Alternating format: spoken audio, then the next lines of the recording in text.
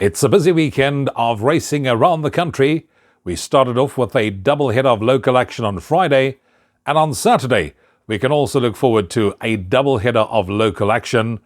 In a short while we'll be concentrating on racing on the Highveld, where we have a 10-race program at Turffontein. Hello again from me, Rouvaun Smit. Good to have you along for a sure thing.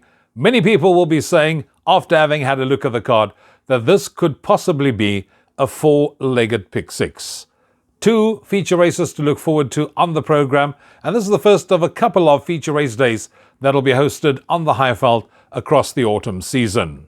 Now, the first of those 10 races gets underway at 12 o'clock, and as far as we're concerned, you need to have your Hollywoodbet punted challenge selections on 5 minutes before that. Make sure you take the bet slip, and that is the way that you will put yourself in line to win the big cash incentive prize for you to be the one person to select all 10 winners on this card. I know of two, or I like two of them that really stands out. Maybe if we find the other 8, one of us could possibly win the big money on offer in the Hollywoodbet Punter Challenge. Let's start with the first race, a maiden juvenile plate to be run over 1160. 9 runners are carded to contest race 1. 6 of the 9 runners are first-timers, and the betting market is normally a good guide, but I'm going to go with a horse that's had a couple of runs under the belt, and that's number 2, Tenjika. Now, Tenjika made the necessary expected improvement from first to second. This horse will enjoy the step up to 1160. I do think there's a lot more to come with further natural improvement, and Kabela Matsuniani and Alec Led could find themselves in the number 1 box after the running of the first. So that's the horse that I'm siding with in race number 1. There's a number of first-timers and quite a few expensive ones too. Number 3, Allegentrix, costs 850,000 Rand, a Vercingetric first-timer for Ryan Munga and Corne Spies. This horse is related to Elegant Ice and the contractor. There's number 6, Paris Fun, a Futura first-timer that costs 200,000. Chase Majan, Tony Peter, they team up.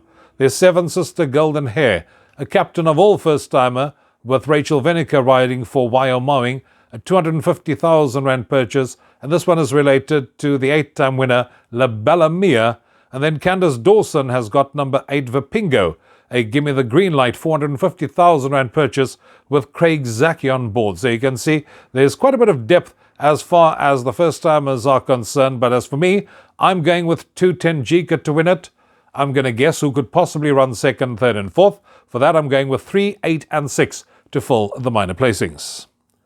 Second race of the day is a maiden plate to be run over 1160. 14 runners will contest race 2 on the card, the first leg of the bipot, and quite a few lightly raced individuals as well as a few first-timers will be contesting race 2 on the card. Number 1, Flight Engineer, is having his third run after rest. I do think that this horse has got scope for further improvement. The horse that finished just in front of it in second was a horse called Legendary. That also subsequently come out and won. Gavin Arena rides for Tony Peter. Number 2, Paul Revere, has got good consistent form. This one could finish in the money again. Number 6, Crescendo, was green and returned blowing on debut. I'm sure with that run under the belt, we can expect any amount of improvement to come. And then there's number 8, DuPont Emerald, who's had 2 good runs under the belt. Ran on went second last time out. The horse that finished just behind it in third was a horse called Green Notion. That one has subsequently come out and won, and I'm going to give that one the verdict. Number 8, DuPont Emerald, to win race 2 on the card, ahead of 1, 2 and 4. We move on to the third race, which is the opening leg of the place accumulator. It's a merit rate at 96 handicap. 2,000 meters the distance, 8 runners will face the starter. And as I started going through this race, when I got to number 2, I was sold. Tamarisk Tree is my first choice selection to win the third. Now, despite being slow away, it was running on nicely last time out. That was at the Val. Gavin Arena retains the ride for Robbie Sage, and I do think can follow up with another win. So Tamarisk Tree is the selection to win it, ahead of 3, Hawk Bull, who was disappointing last time out, but in the strength of his prior form, he definitely cannot be ignored. 5, Total Surrender, also must have a chance on consistent prior form. And then there's number 7, Douglas Dragon, who takes a step up in class but carries a galloping weight of 52.5 kilograms, so must have a money chance. So I'm going to go 2, 3, 5, 7 with my numbers in race number 3. Race 4 is the first leg of the pick 6. And I do think we need to look no further than number 1 Main Defender as a confident selection. This is going to be a banker in many a pick 6 perms in the opening leg, because Main Defender is 2 kilos better off at the weights with number 4 Malech for a 0.25 length beating last time out. Now that should be enough to turn the tables in Main Defender's favour. Ideally course and distance suited, will be up handy, and to me will go one better to take the lion's share of the prize money. So Main Defender is a confident selection of number 4 Malech. Yes, he did beat Main Defender last time out. Muzieni does retain the ride. He warrants respect as the biggest danger. 3 Purple Picture was second in the Grade 1 Summer Cup. He would prefer further, but he could finish in the money. And then there's number 5 White Pearl, who got up closer last time out to win the Epitombi Challenge. Also one that cannot be ignored. But 1 Main Defender, confident selection, ahead of 4, 3 and 5 in race number 4.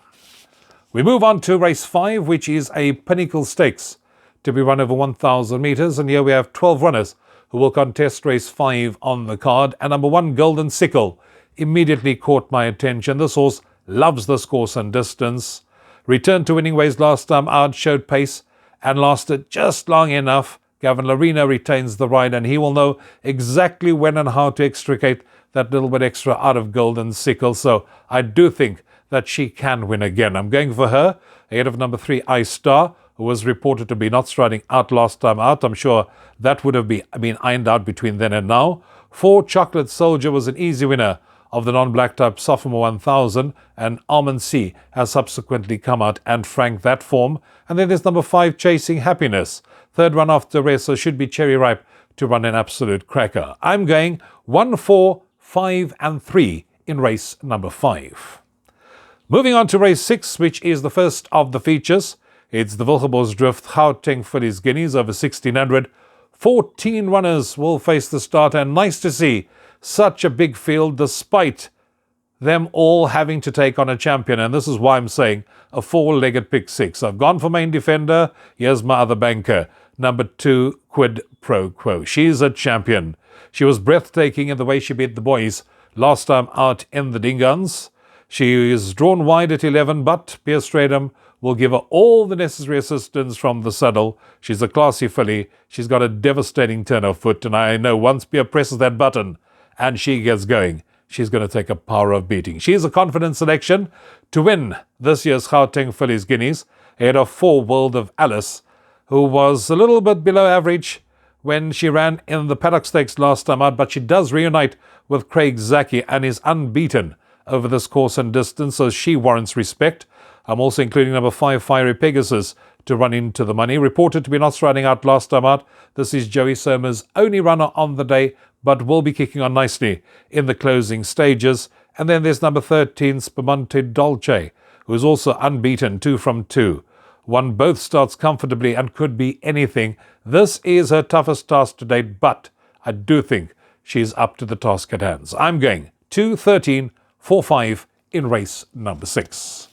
That takes us on to race 7, which is the second of our feature races on the card. The Gauteng Guineas Grade 2 over 1600.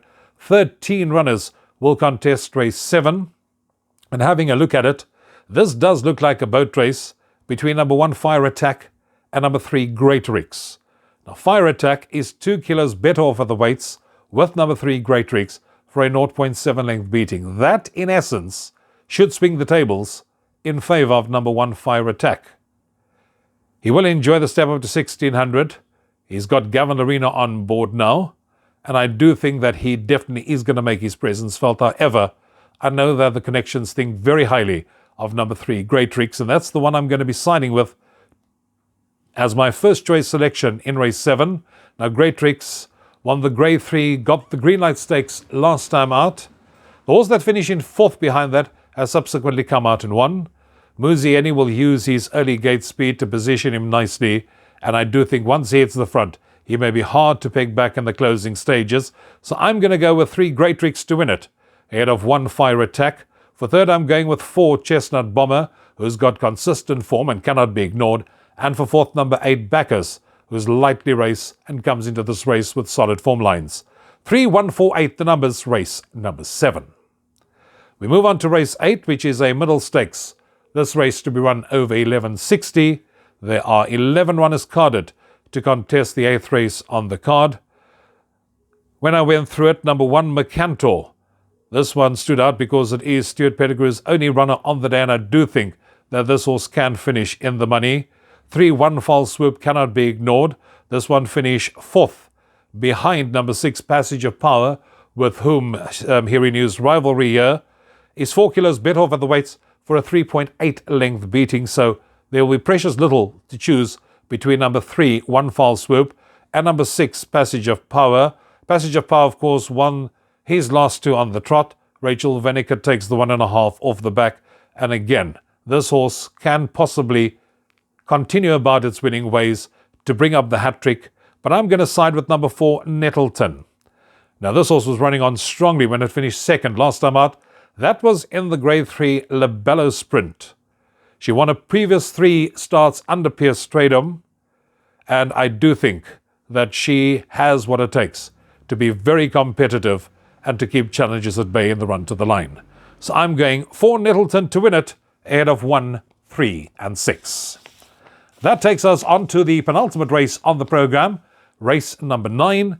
It's a novice handicap over 1400 meters where 10 runners are carded to contest the 9th race on the card. Going through them, number 1, Skittle Skies, was disappointing last time out when finishing way below par in the Dingans. On the strength of his previous form, he could be competitive in a race of this nature. Number 2, Salute the Flag. Now, this horse really caught my attention. This horse has won its only attempt over the course and distance, and I think a repeat of his penultimate run could see him involved in the finish again. So I'm going with number 2, Salute the Flag to win it, ahead of number 7, A Long Time, who's a model of consistency. That form line of his last start has been franked. For 3rd, I'm going with 9, Gregarious, who won a gutsy race last time out. That form line has been franked by the horse that finished 5th last time out. And so there will be more to come from number 9, Gregarious. And 4th, number 1, Skittle Skies. 2, 7, 9, 1, the numbers in race number 9. And that takes us on to the final race on the program, race 10. It's a classified stakes over 1400 meters where 10 runners will contest the last of the afternoon. Let me start with 1, Top Speed. This horse showed improvement from 1st to 2nd run. Now, that's the kind of horse that I would normally go for, but there are others that I actually prefer in this race. He does take on stronger this time round, but he is a horse that's still on the up. I like the look of number 3, Just Var. Model of consistency, and I do think we can expect another honest run from him. So I'm going 3, Just Var to win it, ahead of 4, Exceedingly Glam. She does take on stronger, but I do think she's also got a little bit more to come. For 3rd, number 1, Top Speed. And for 4th, I'm going with number 6, Sail the Sky, who's got decent recent form. 3, 4, 1 and 6, the numbers in race number 10.